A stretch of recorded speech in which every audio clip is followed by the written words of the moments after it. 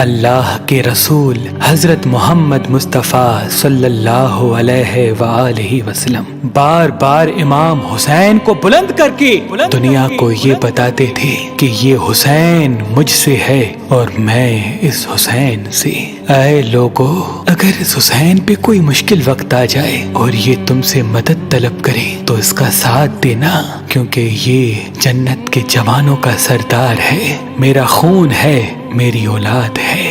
لیکن افسوس، ابھی رسول اللہ کی رحلت کو تھوڑا وقت ہی گزرا تھا کہ کربلا کے میدان میں ایک طرف 9 لاکھ کا مجمع تھا تو دوسری طرف وہ حسین جس کو اللہ کے رسول اپنے کندھوں پہ سوار کرتے تھے۔ امام حسین علیہ السلام اپنے نانا کی امت سے بار بار کہتے رہے کہ کیوں میرا رستہ روکا ہے؟ اے لوگو، پہچانو، میں تمہارے نبی کا نواسا ہوں۔ کیوں 3 دن سے میرے بچوں کو پیاسا رکھا ہے؟ کیوں میرے عزیز و اقارب کو شہید کیا ہے؟ بتاؤ، کیا میں نے رسول اللہ کی شریعت میں ترامیم کی ہے؟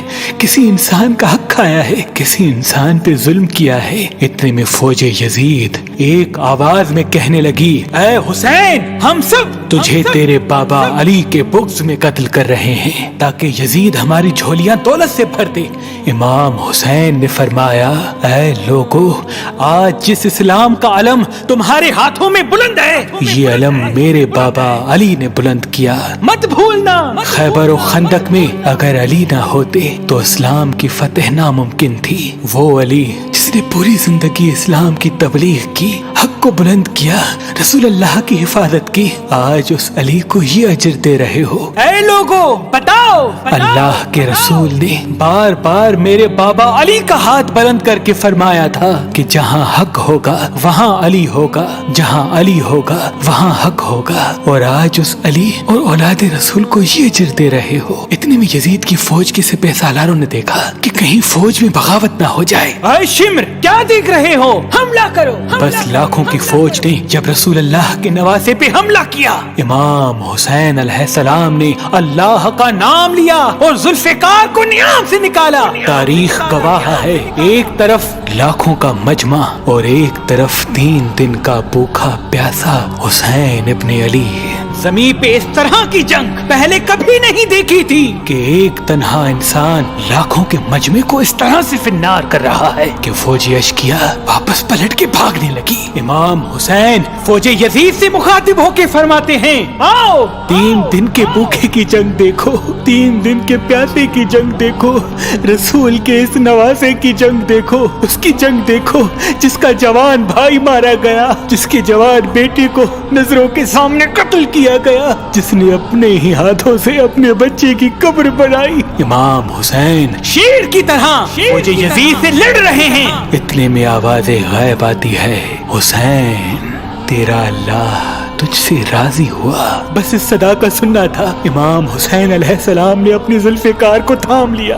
اتنی میں عمر بن سعد کہتا ہے، شمر، کیا دیکھ رہے ہو؟ یہ علی کا شیر ہے، اس کو مات دینا ناممکن ہے، جاؤ خیموں کو آگ لگا دو۔ بس کچھ ظالموں نے بیبیوں کے خیموں کو آگ لگا دی اور کچھ امام حسین کو دور سے تیر مارنے لگے۔ امام حسین کبھی بیبیوں کے خیموں کی طرف بڑھتے ہیں، کبھی فوج کی طرف جاتے ہیں۔ عمر بن سعد اور شمر نے فوج کو 4 حصوں میں تقسیم کر دیا اور یہ کہا کہ کوئی بھی حسین کے قریب نہ جائے، جس کے پاس جو چیز ہے وہ دور سے حسین کو مارے۔ جس کے پاس نیزہ تھا اس نے نیزہ مارا، جس کے پاس تیر تھے وہ تیر مارتا رہا، جس کے پاس برچیاں تھی وہ برچیاں مارنے لگا۔ تاریخ نے لکھا، جس کے پاس مارنے کے لیے کچھ نہ تھا وہ کربلا کی کرب زمین سے مٹی اٹھا کے امام حسین کی طرف پھینکتا رہا۔ امام حسین کے جسم مبارک پہ ہزاروں زخم لگتے رہے، آپ کے جسم مبارک پر اتنے تیر تھے کہ آپ کا جسم مبارک نظر تک نہیں آ رہا تھا۔ بس جیسے ہی نواسا رسول گھوڑے کی زین سے زمین پہ آتے ہیں، فوج یزید جھومنا شروع کر دیتی ہے، لیکن اتنے میں وہ گھوڑا جس پہ آپ سواری کیا کرتے تھے وہ امام حسین کے چاروں طرف گھومنا شروع کر دیتا ہے تاکہ ان تیروں سے میں اپنے آقا حسین کو بچا لوں۔ وہ گھوڑا دوڑ ہی رہا تھا، اتنے میں عمر بن سعد نے کہا اے لوگو رکو، میں نے اپنی آنکھوں سے دیکھا تھا اس گھوڑے پہ اللہ کے رسول سواری کرتے تھے، کہیں تیر اس گھوڑے کو نہ لگے، اور یوں تیروں کو چلانا بند کیا گیا۔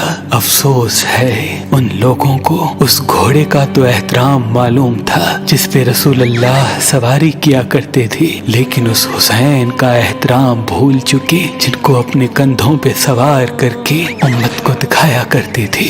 بس امام حسین علیہ السلام زمین کربلا پہ اپنا سر رکھ کے اللہ کا شکر کر رہے ہیں، اور وہاں فوجی یزید کے مختلف سپاہی امام حسین کا سر کاٹنے کے لیے قریب آتے ہیں۔ جو بھی قریب آ کے امام حسین کے سر کو دیکھے تو اسے امام حسین کے چہرے میں رسول اللہ کا چہرہ نظر آئے اور وہ چیخ کے دور چلا جائے۔ اتنے میں شمر کہنے لگا یہ کام مجھ سے ہی ہونا ہے۔ جیسے ہی شمر نے خنجر امام حسین کے گلے پہ رکھا تو وہ دیکھے امام حسین کے لب ہل رہے ہیں۔ اس نے سوچا ہم نے حسین کا پورا خاندان قتل کر دیا، 3 دن تک حسین کے بچوں کو پیاسا رکھا، شاید حسین ہمیں بد دعا دے رہے ہوں گے۔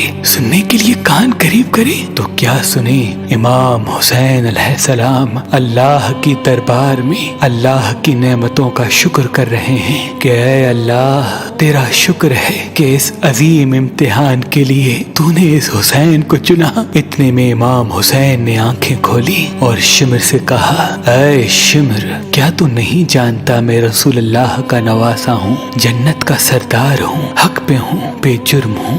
شمر نے کہا ہاں مجھے معلوم ہے۔ پھر آپ نے فرمایا تو کیوں قتل کر رہے ہو؟ شمر نے کہا تاکہ یزید میری جھولی دنیاوی دولت سے بھر دے۔ بس یہ کہتے کہتے شمر امام حسین کا گلا کاٹتا رہا اور فوجی یزید مسلسل جھومتی رہی۔ امام حسین کے سر قلم ہونے کے بعد سادات کو لوٹا گیا۔ امام حسین کے سر مبارک کو نوکے سنا پہ بلند کر دیا۔ بی بی سکینہ کو تماچے مارنے لگے، رسول اللہ کی نواسیوں کے سروں سے چادر کو لوٹ لیا اور امام حسین کے جسم مبارک کی توہین کرنے لگے۔ تاریخ نے لکھا امام حسین کے جسم پر جو جو چیزیں تھیں ان کو لوٹنے لگے۔ اتنے میں ایک شخص امام حسین کے جسم کے قریب آیا۔ امام حسین کے ہاتھ میں ایک انگوٹھی پہنی تھی، اتارنے کی کوشش کی نہ اتری، وہ انگلی کاٹ کے انگوٹھی لے گیا۔ آپ کے جسم مبارک کو رسیوں سے باندھ کے کربلا کی گرم زمین پہ ادھر سے ادھر پھرایا گیا۔ اتنے میں عمر بن سعد نے کہا اے شمر حسین اور اس کی ساتھیوں کی لاش کا وہ حشر کرتے ہیں کہ رہتی دنیا تک کوئی بھی یزید کے خلاف آواز نہ اٹھائے، سب کے جسم سے سروں کو کاٹ لو اور سب کی لاشوں کو پامال کر دو۔ زمین کربلا گواہ ہے، کہیں سے کوئی قبیلہ اٹھ کے آتا ہے اور کہتا ہے کہ ہم حر کی لاش کو پامال ہونے نہیں دیں گے، کہیں بی بی ام لیلا کا قبیلہ آ کے کہتا ہے کہ ہم علی اکبر کا لاشا پامال ہونے نہیں دیں گے، کہیں بی بی رباب کے قبائل کے لوگ کہتے ہیں ہم علی اصغر کا لاش پامال ہونے نہیں دیں گے۔ ایک ایک شہید کی لاش پامال ہونے والی جگہ سے ہٹائی گئی۔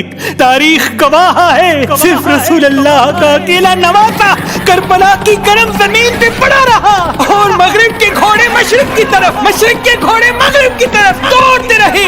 امام حسین کا جسم پامال ہوتا رہا۔ امام جعفر صادق علیہ السلام فرماتے ہیں میرا سلام ہو میرے اس غریب دادا پر جس کی لاش کو اس طرح سے پامال کیا گیا کہ ان کی دائیں پسلیاں بائیں پسلیوں کی طرف چلی گئی اور بائیں پسلیاں دائیں پسلیوں کی طرف چلی گئی، جن کا سینہ اور پشت ایک ساتھ ہو گیا۔ سلام ہو میرے اس بے وطن دادا حسین پر جن کے جسم مبارک کے ٹکڑوں کو زمین کربلا پہ بکھیرا گیا۔